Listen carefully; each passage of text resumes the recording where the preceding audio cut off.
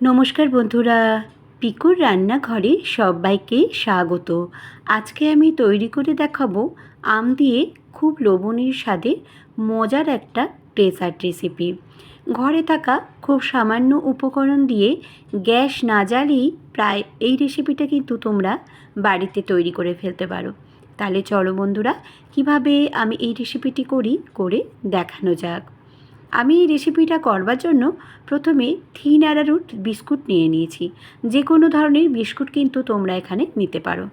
আমার কাছে এখানে 10 থেকে 12টা বিস্কুট আছে। এবারে প্রথমে মিক্সির জারের মধ্যে নিয়ে প্রথমে গুঁড়ো করে নিচ্ছি। এভাবে গুঁড়ো করে আমি এটাকে একটা জায়গার মধ্যে নিয়ে সেট হতে দেব। তোমরা যে কোনো ধরনের জায়গা কিন্তু নিতে পারো, ঘরে যা রয়েছে। এবারে আমি তার মধ্যে নিয়ে এর মধ্যে আমি দিয়ে দেব মেল্টেড বাটার।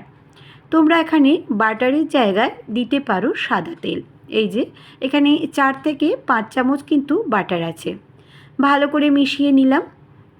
মিশিয়ে নিয়ে এটাকে দেখো আমি সেট হতে দিচ্ছি।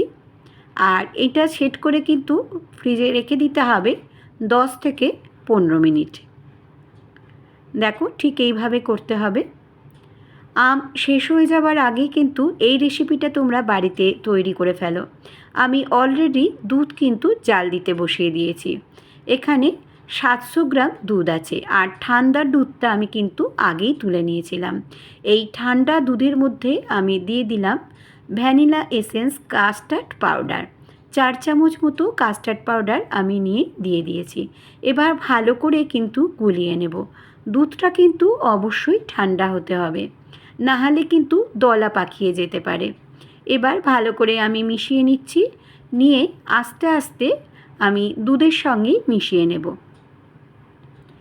আর অনবরত কিন্তু নাড়তে থাকতে হবে, তা নইলে কিন্তু দলা পাকিয়ে যাওয়ার একটা সম্ভাবনা থাকবে।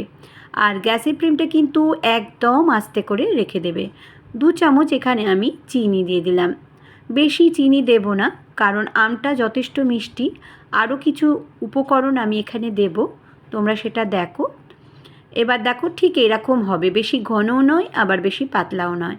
এখানে আমি একটা আম নিয়ে নিয়েছি। আমটাকে ছাড়িয়ে নেব। ছাড়িয়ে নিয়ে টুকরো টুকরো করে কেটে আমি এটা মিক্সির জারের মধ্যে দিয়ে ব্লেন্ড করে নেব। দেখো আমি দেখাচ্ছি।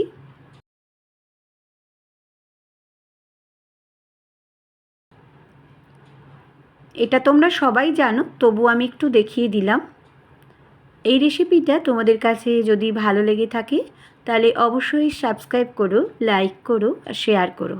নিচে থাকা বেল বাটনটা প্রেস করে দিও, যাতে নতুন নতুন রেসিপি তোমাদের কাছে প্রথমেই পৌঁছে যায়।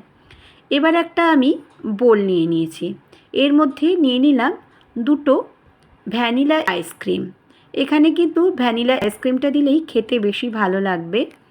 এবার আমি ভালো করে মেল্ট করে নেব, একটু ফেটিয়ে নেব আইসক্রিমটা। যেহেতু ফ্রিজে ছিল একটু শক্তও ছিল, সেই কারণে। দেখো বাড়িতে কিন্তু অবশ্যই তোমরা ট্রাই করো। এবার আমি বের করে নিয়ে চলে এসেছি বিস্কুটের গুঁড়োর ওপর লেয়ার করে নেব। প্রথমে আমি দিয়ে দিলাম ভ্যানিলা কাস্টার্ডটা। এবার আমি দিয়ে দিলাম আইসক্রিমটা, দিয়ে দিলাম এবারে এর ওপরে।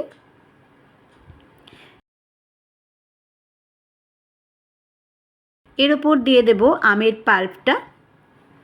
এইভাবে একে একে লেয়ার করবে। দেখতে যেমন হয়েছিল সুন্দর, খেতেও কিন্তু ভীষণই ভালো হয়েছিল বন্ধুরা। বাচ্চারা কিন্তু এরকম একটা ডেজার্ট পেলে তারা হাত চেটেপুটে খাবে। বাড়িতে আম থাকতে থাকতে কিন্তু তৈরি করে ফেলো। এবার দেখো চামচের পেছন দিকটা দিয়ে ঠিক এইভাবে হিজিবিজি টাইপের করে একটু কেটে দেবে। দেখো ঠিক দেখাচ্ছি, খুব সহজ। এইভাবে করবে। এভাবে করার পর আমি এখানে ধার দিয়ে বেশ কিছু আমের টুকরোও কিন্তু সাজিয়ে নেব। দেখো দেখিয়ে দিচ্ছি। আমার ইনস্টাগ্রাম আর ফেসবুকে পিকুর রান্নাঘর আছে, চাইলে সেখানেও কিন্তু তোমরা সদস্য হয়ে যেতে পারো। এবার কয়েকটা গুঁড়ো বিস্কুটও আমি হাতের মধ্যে ক্রাশ করে দিয়ে দিয়েছি চারিদিক থেকে। যত সুন্দর করে সাজাবে তত কিন্তু দেখতেও ভালো লাগবে আর খেতেও ভালো লাগবে। এই যে সাজিয়ে নিলাম।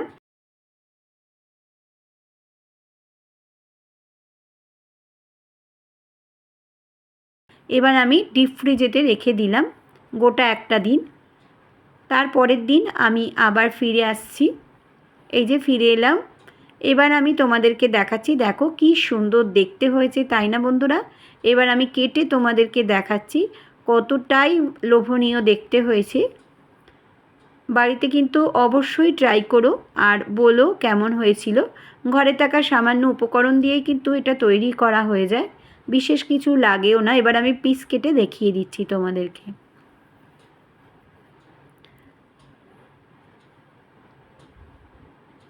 অপূর্ব স্বাদে তৈরি হয়ে গেল ম্যাঙ্গো ডেজার্ট রেসিপি। এই যে টুকরোটা তোমাদের দেখিয়ে দিলাম, দেখো। আমার এফবি আর ইনস্টাগ্রামে পিকুর রান্নাঘর আছে, চাইলে সেখানেও কিন্তু তোমরা সদস্য হয়ে যেতে পারো। সবাই খুব ভালো থেকো, সুস্থ থেকো। আবারও আমি আসবো নতুন কোনো রেসিপি বা ব্লগের সঙ্গে। এতক্ষণ আমার সঙ্গে থাকার জন্য ধন্যবাদ।